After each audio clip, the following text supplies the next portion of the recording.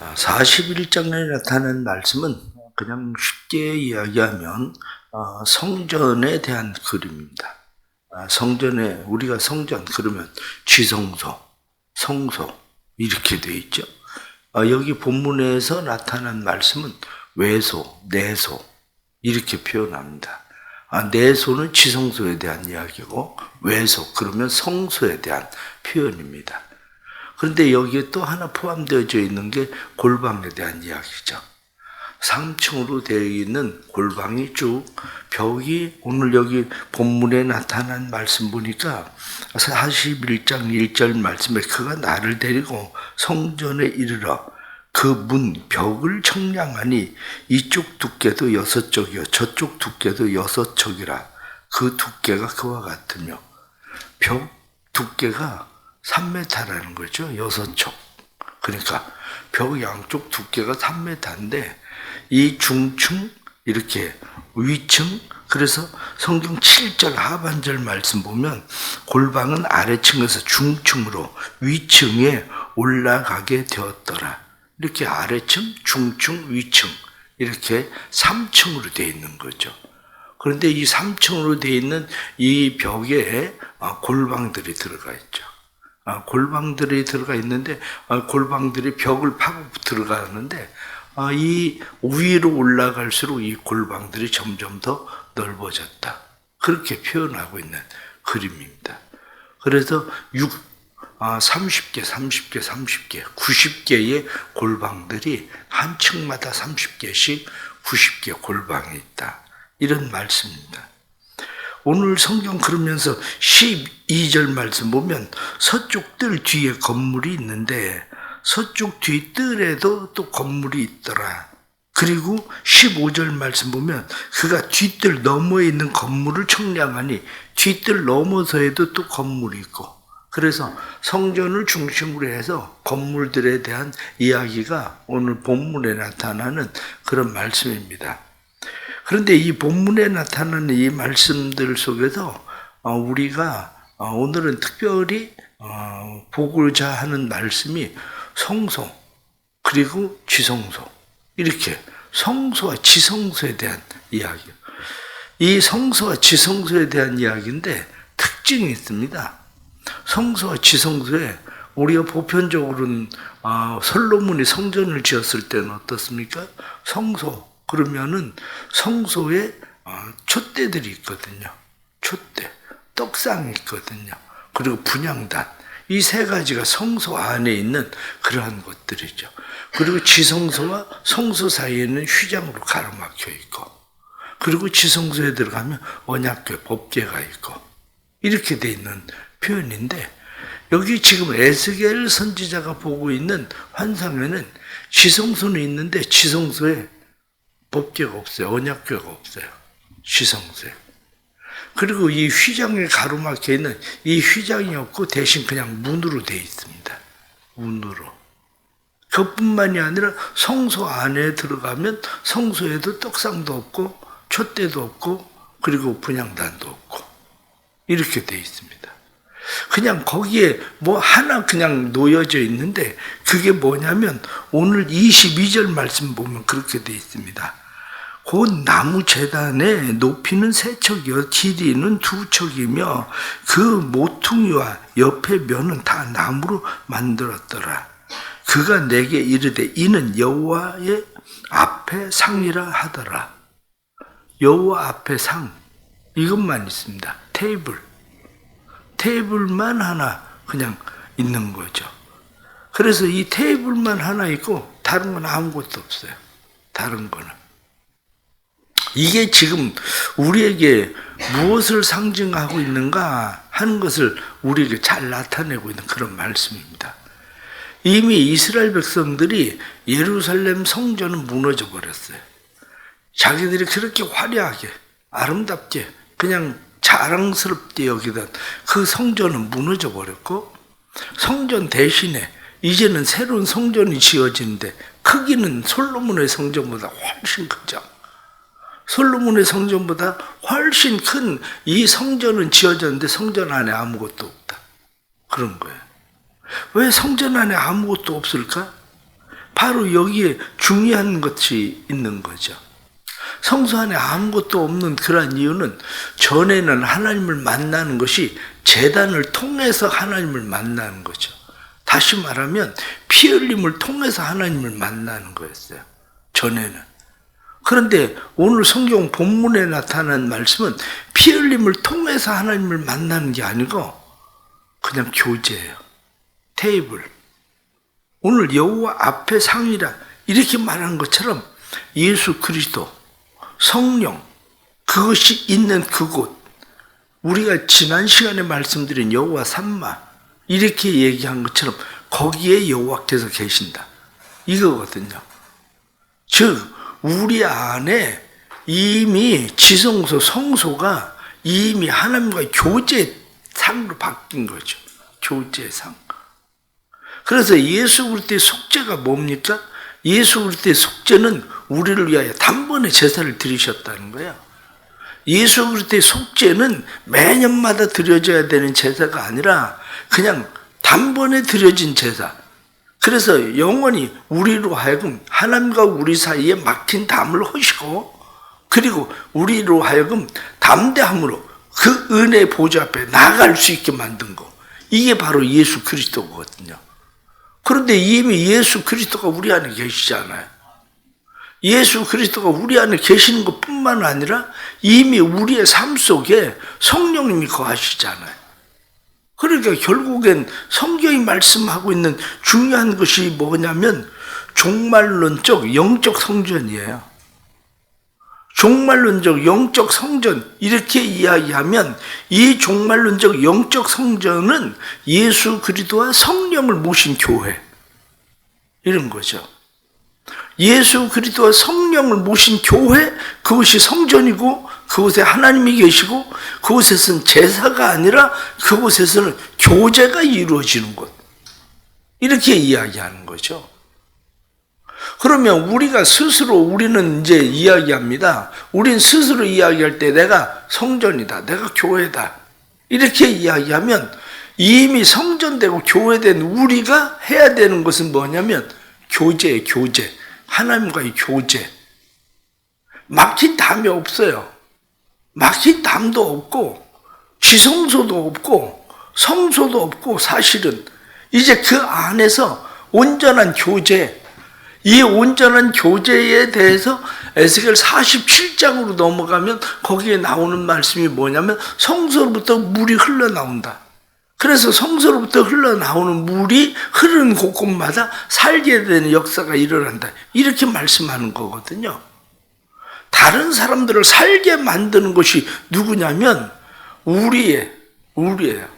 우리 안에 이미 하나님의 성소가 있고 우리 안에 하나님의 지성소가 있고 우리 안에 예수 그리스도가 있고 우리 안에 성령이 계시고 그래서 우리 안에서 흘러나오는 그 생명, 그것이 다른 사람들을 살게 하는 거. 이게 바로 교회고 이게 성전이라는 거예요. 이게. 그리스도인들이 여전히 착각하고 있는 것이 있는데 그게 뭐냐면 우리는 끊임없이 내가 성전이라고 내가 교회라고 말하면서도 이미 그곳에 테이블, 주님과의 교제, 하나님과의 이 교제가 이루어지고 있다는 사실에 대해서 사람들은 인식을 못해요. 그러니까 끊임없이 내 안에서 하나님과의 영적 교제가 이루어져야 되는데 영적 교제가 이루어지지 않는 거죠. 이 영적 교제, 이것을 위해서 우리가 몇 가지 다시 생각해야 되는 게 있습니다. 그게 뭐냐면 가장 첫째가 형식이 아니에요. 과거 구약시대 솔로몬의 성전시대에는 형식이었거든요. 제사의 형식. 그러니까 제사의 형식이었었는데 지금은 제사의 형식, 그 제도가 아니에요. 제사의 형식이나 제사의 제도가 아니라 그냥 형식이 아닌 임재예요. 임재. 우리가 하나님 앞에 예배 드려야 되는 곳이 수가성의 여인이 이야기하기를 우리가 예배해야 되는 곳이 저희 사마리아입니까? 아니면 사마리아의 그리심산입니까? 아니면 예루살렘입니까? 이렇게 물어봐요. 예수님께서 뭐라고 말씀하시냐면 이 산에도 말고 저 산에도 말고 그리신 산도 아니고 예루살렘도 아니고 오직 아버지께 예배하는 자는 영과 진리로 예배할 때가 온다. 이렇게 말씀하신 것처럼 형식이 아니라고요. 형식이나 제도가 아니라 우리는 임재. 진짜 그 사람 안에 하나님의 임재가 있느냐, 하나님과의 임재 속에서 하나님과의 친밀감이 있느냐, 친밀감의 문제란 말이에요. 이게. 그러기에 우리는 이 하나님 앞에서 하나님의 임재, 왜 하나님께서 그 안에 있는 성소나 성전 안에 있는 모든 것을 다 치워버렸을까? 이 하나님께서 그 성전 안에 있는 그 모든 것들을 다 거기에서 치워버리신 그러한 이유는 하나님의 임재는 어떤 것에 가두어지지 않는다는 거예요. 심지어는 법궤 안에 가두어지지 않는다는 거예요. 그러니까 하나님의 임재가 어디에 가두어지는 게 아니라 하나님의 임재는 그들과 하나님 사이에 그냥 테이블, 교제 속에 하나님은 임재하신다는 거죠. 우리가 늘 신앙생활을 하면서 이러한 하나님의 임재에 대한 믿음을 가지고 하나님 앞에 더 가까이 나아갈 수 있기를 바랍니다. 이 물질적인 그러한 것들을 하나님께서 제거하시는 그러한 이유 중에 하나가 뭐냐면 그게 우상이 되는 문제예요. 우상. 이 우상이 되는 문제라고 하는 것이 예를 들면 이렇습니다. 사람들에게 십자가라고 하는 것이 뭔가?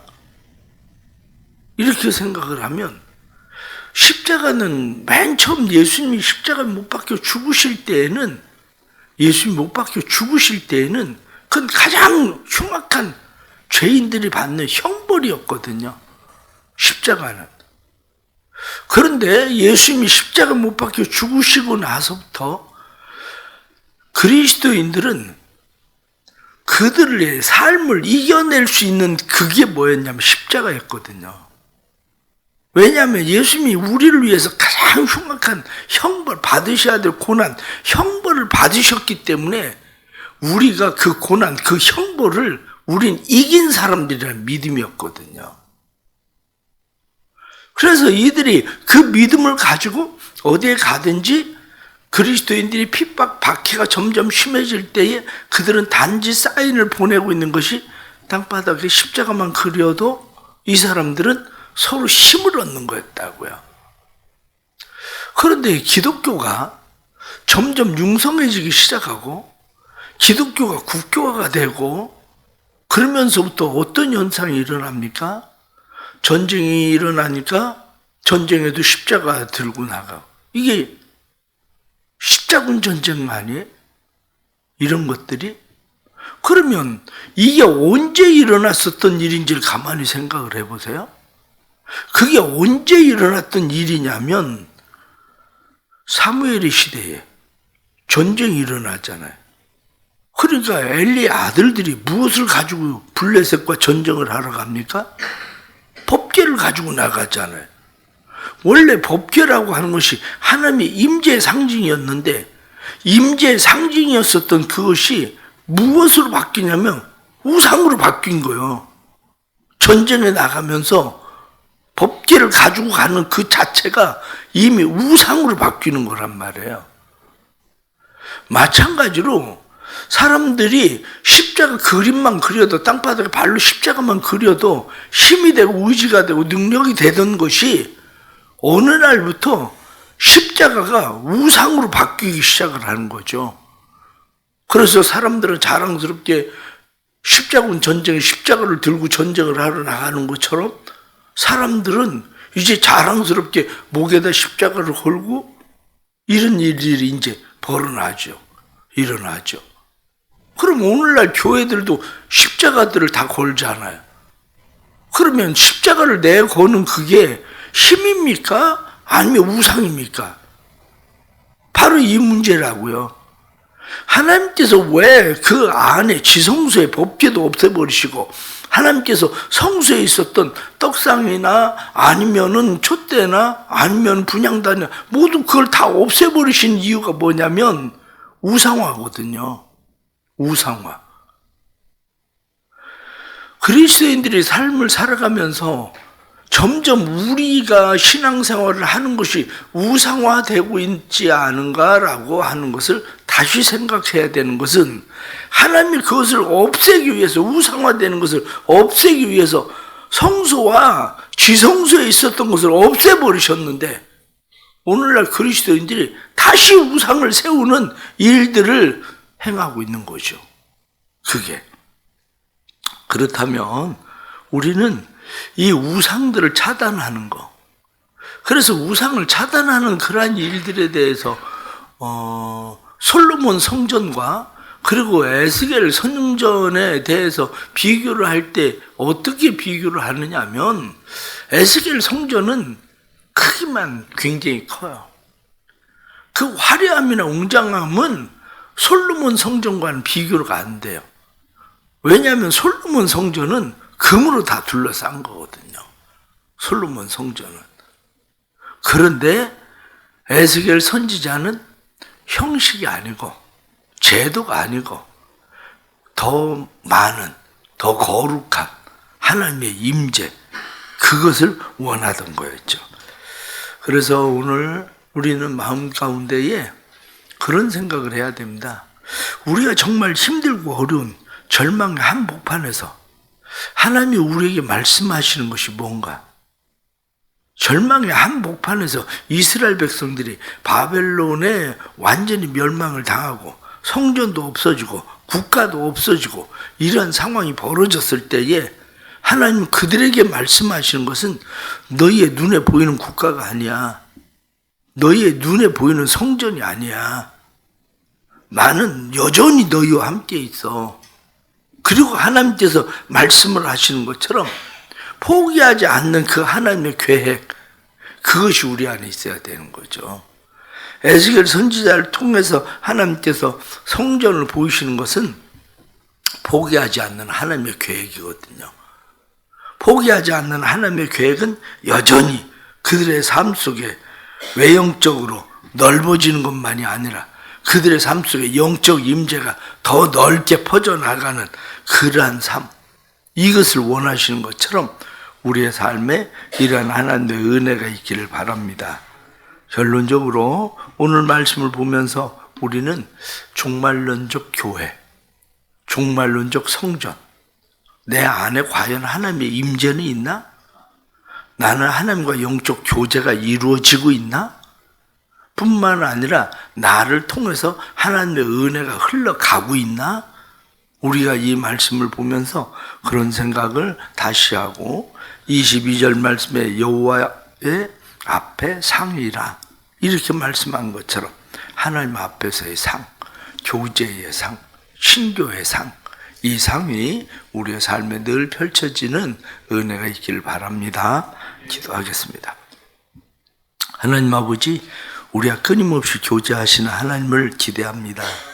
하나님은 형식이나 제도 속에 있는 것이 아니라 하나님은 모든 형식이 무너졌어도 제도가 사라졌어도 하나님은 에스겔을 통해서 여전히 하나님이 성전을 세워져 가고 있음을 우리에게 나타내시는데 우리가 교회되고 우리가 성전되어서 우리 가운데 하나님의 임재가 있게 해주시고 하나님과 교제가 이루어지게 해주시고 임재와 교제가 이루어지는 곳에 하나님의 생명이 흐르는 놀라운 역사가 일어나게 해 주옵소서. 나를 통해서 다른 사람들에게 하나님의 생명이 흐르게 해주시고 나를 통해서 다른 사람들에게 하나님의 임재가 경험되게 하시는 놀라운 역사가 일어나도록 도와주옵소서. 우린 연약합니다. 그러나 하나님은 강하십니다. 우리는 절망적인 상황 앞에 있습니다. 그러나 하나님은 새로운 계획을 가지고 계십니다. 우리의 눈에는 절망적인 상황들만 보일지라도 하나님은 우리 앞에 희망을 주시는 것을 믿습니다. 사랑하는 성도들이 힘들고 어려울 때 형식이나 제도가 아니라 하나님의 임재 속에 강한 자들 되게 해주시고 그 은혜를 힘입어 날마다 승리하는 믿음 되게 하여 주옵소서. 우리의 하나님 앞에 나아가는 모든 삶의 모습이 우상이나 형식이 되지 않게 해주시고 영과 진리로 하나님 앞에 더 가까이 나아갈 수 있는 일들 되도록 도와주옵소서. 대성교회를 축복하시고 대성교회가 진정한 교회 되게 하여 주옵소서. 형식과 제도 속에 갇힌 교회가 아니라 교회에 하나님의 임재가 가득한 교회 되도록 주님 도와주시고, 그래서 목장이 부흥케 해주시고, 또 이번 주일 교사 헌신 예배 있는데 교사 헌신 예배에도 은혜를 베풀어 주셔서 교사들이 믿음의 교사들로 하나님 앞에 잘 세워질 수 있도록 하나님의 은혜로 축복해 주옵소서. 사랑하는 수고하고 애쓰는 교사들을 축복하시고 그들 안에 하나님의 임재가 있고 하나님과의 친밀함의 교제가 있게 해주셔서 하나님의 생명이 어린아이들에게로 흘러가도록 역사해 주옵소서. 1,000번 정금과 작정헌금 하나님 앞에 드립니다. 믿음의 예물을 기억해 주시고 이들의 예물이 하나님과의 거룩한 교제가 되게 해주시고 그 교제를 통해 하나님의 나라 이루어지도록 축복해 주옵소서. 맡겨주신 사명 더 잘 감당할 수 있는 건강과 힘과 지혜와 능력으로 채워 주옵소서. 오늘도 육신의 질병 가운데 있는 연약한 성도들 치료하시고, 또한 사랑하는 가족이 수술하고 병원에 있는 사람들 치료해 주셔서 강하고 강건케 하시는 주의 은혜를 보게 해 주옵소서. 예수님의 이름 받들어 기도드리옵나이다. 아멘.